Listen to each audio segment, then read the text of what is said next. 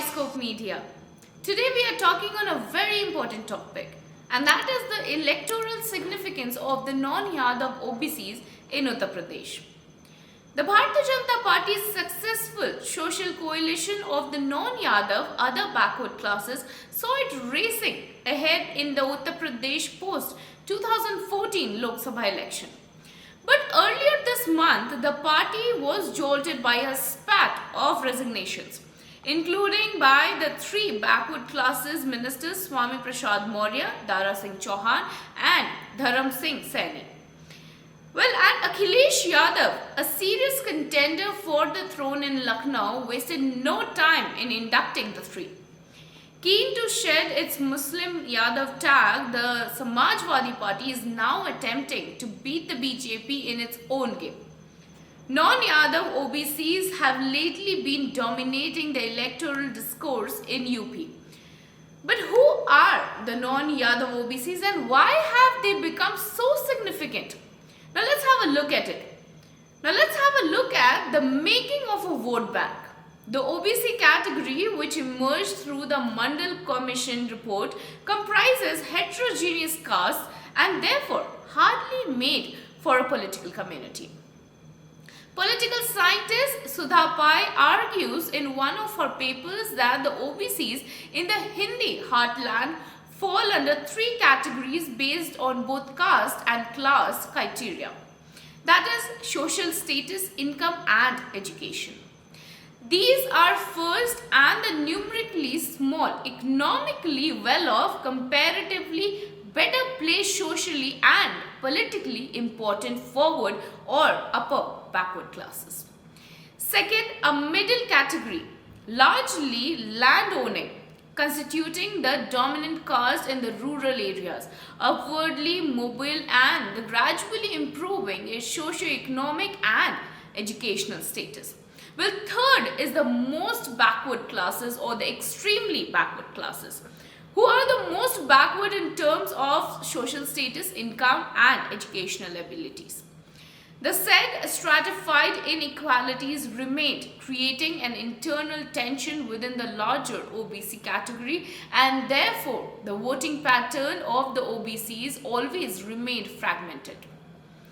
On June 28, 2001, then Uttar Pradesh Chief Minister Rajnath Singh constituted a social justice committee under the BJP legislator Hukum Singh to devise an equitable policy for the distribution of the reservations. The committee recommended splitting of the OBCs into backward, more backward and the most backward caste. Only Yadavs were slotted under the first category and assigned 5% reservation. 8 castes including the Sonar, Jat, Kurmi, Giri, Gurzar, Gosai, Lodh and Kamboj were declared more backward and allotted 9% reservation, whereas 70 castes including the Kushwaha, Kashyap, Nishad, Koiri, Teli, Saini, etc. were classified as most backward and given 14% reservation. However, the committee's report was not implemented as Singh left office in March 2002. In the assembly election that followed, the BJP stood third. Well, now let's have a look at the numbers, the non-Yadav OBC vote in numbers. Since caste census data were not released in post-colonial India, a strong, reliable data set about caste composition of voters is not available. However, political analyst Vignesh Karthik KR and journalist Ajaz Ashraf have estimated UP's caste-wise population percentage.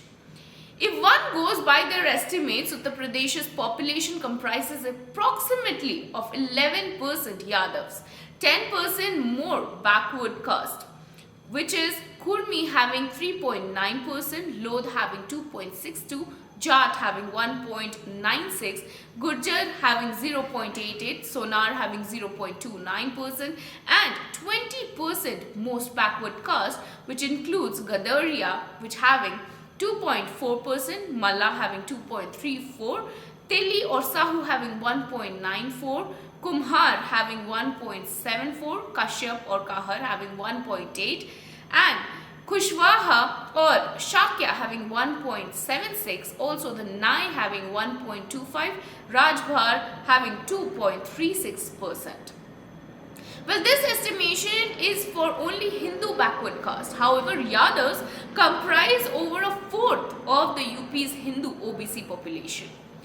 Well, now if we move on and take a look at the electoral significance of the non-Yadav OBC now, the electoral contest in UP has remained triangular for the last 2 decades, with the BJP, the Bahujan Samaj Party and the Samajwadi Party being the principal power contenders. These political parties enjoy strong support among the upper caste, scheduled caste and the Yadav-Muslim communities respectively. Well, voters who comprise a strong social support base of the political parties are identified as partition voters. Such voters play an indispensable role in the surge and decline of political parties, but they do not decide victory in elections. This is decided by the less partition voters who do not remain aligned with any political party. In UP, such voters are the MBCs. They decide electoral outcomes heavily due to their less alignment with the BJP, the BSP or the SP. Well, the BJP in UP has worked hard to mobilize the more backward and the most backward caste voters since 2012 and reaped rich dividends. In fact, it also argued that the BJP has built a coalition of the upper caste, non-Yadav OBCs and the non-Yadav SCs in the state. This new social coalition has broken all previous records, and the BJP has not only been able to win the highest number of seats but also vote share. In the upcoming assembly election, it appears that a serious attempt has been made by the SP to dent this social coalition. Now let's see on the facts whether BJP can still count on caste arithmetic or not. Well, 3 Uttar Pradesh ministers and 11 MLAs have quit the Bharatiya Janata Party. Most of them are other backward class leaders. Swami Prasad Maurya, a former minister, is said to have a good hold in Maurya, Kushwaha, Shakya and Saini votes of the state. Another minister who resigned from the BJP is Dara Chauhan. He is from the backward Lohia Chauhan caste. The third is Singh Saini, a Bahujan Samaj Party leader who joined the BJP along with the Swami Prasad Maurya in 2016. Well, they all, after serving a full 5 years, now complain that the BJP is ignoring OBCs, Dalits, farmers, youth and other deprived sections. They all are party hoppers, changing team before elections. Maurya was BSP's OBC face who joined the BJP in 2016 ahead of the assembly election. It is alleged he left both the BSP and BJP because his son and daughter could not get poll tickets. Well, Mayawati had said in 2016 that they were denied tickets for the seat they were lobbying for, while BJP this time could not accommodate Maurya's son. Now, if we look at Dara Singh Chauhan was first in the BSP. Then he went to the Samajwadi Party. He came back to the BSP and then joined the BJP in 2015. Saini is not a different story. Their jumping political ships can be seen as more of a political opportunism. The appeal of such party hoppers is limited. They are not expected to be big vote pullers across the caste lines in a divisive election like assembly or parliamentary, a fact that this article will later be explained on. But on the other hand, the main factor is the social realignment done by the BJP in Uttar Pradesh that these party hopping netas would find hard to disturb. Well, let's have a look at BJP's social realignment in UP. Let's go through the voting preferences of the different castes in the state in the last 4 elections since 2012. The BJP came third in 2012 assembly polls but registered stunning wins through the 2014 and the 2019 Lok Sabha elections and the 2017 assembly elections as well.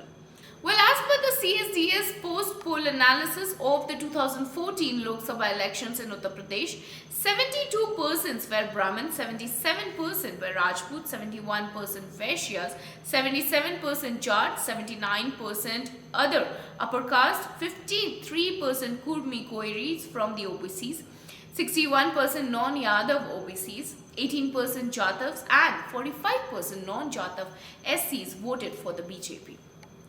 In the 2017 assembly polls, according to the post-analysis, 62% upper caste Hindus voted for the BJP, while as per the CSDS post-poll analysis, the party got 59% Kurmi Koiri votes and the 62% non-Yadav OBC votes. In 2019, the BJP consolidated its gains further. 82% Brahmins, 89% Rajputs, 70% Vaishyas, 91% Jats, 84% other upper caste, 80% Kurmi Koiris, 72% non-Yadav OBCs, 17% Jatavs and 48% non-Jatav SCs voted for it. Now we see a trend of consolidation in BJP's favor, election after election since the last three big polls. Now let's compare these community-wise voting preferences of the 2012 UP elections. The polls saw the Samajwadi Party winning a comfortable majority and forming the government under Akhilesh Yadav. The SP won 224 seats in the 403 assembly election seats. The BSP was second, winning 80, while the BJP, that has been a central force in the power corridors in Uttar Pradesh since 2014 Lok Sabha elections, could win just 47 seats. Well, this reflects in the voting pattern of the different communities. Called a party of traditionally upper caste voters, the BJP could not secure votes even from them. Just 38% Brahmins, 29% Rajputs, 42% Vaishyas, 17% other upper caste, 7% Jats, 20% Kurmi Koiri and 17% non-Yadav OBCs picked it, as reflected by the CSDS polls analysis. But from the 2012 assembly election to the 2014 Lok Sabha polls, we see a quantum jump in BJP's prospects and performance. But now let's have a look at what were the reasons mainly. Well, it was all due to the social realignment done by the BJP, combined with its nationalist and Hindutva agenda, and development promises carried by development-oriented PM candidate and Gujarat Chief Minister Narendra Modi, who decided to make Varanasi in Uttar Pradesh his political base, not just for the state but for the whole country. Adding to it, 2013 Muzaffarnagar communal riots in UP and anti-incumbency against the then government, and the perfect ingredients were already just waiting to be thrown into the mix. Before the BJP's re-emergence in Uttar Pradesh, the state saw two caste-based political parties forming governments. The SP had the Muslim Yadav combined as its core vote bank, while the BSP was a Jatav Dalit party. The BJP decided to take along the non-Yadav, non-Jatav population base in its fold, particularly the non-Yadav OBC vote bank because of its larger numerical size. Well, OBCs are around 45% of the state's population, and the BJP's tallest leader and its PM candidate Narendra Modi being an OBC was the perfect beginning point. Non-Yadav OBCs are around 35% of the population of the state. Combined with the BJP's traditional vote bank of the upper caste and the trading community, it was a winning formula. The BJP's style of politics, agenda and campaign was aimed at realizing their potential. The party knew the importance of this winning combination. A victory in Uttar Pradesh with 80 Lok Sabha seats means winning the general election of India, and results of polls since 2014 proved that the BJP was successful in its social realignment efforts in the state. Well, when compared with regional parties of the state, non-Yadav OBC voters saw a broader appeal in the promise, prospects and campaign of the national party BJP led by the Narendra Modi. Well, this was all about what's going on in Uttar Pradesh. Stay with us. We shall bring you some interesting topics every day. This is Aparna Singh reporting for iScope Media.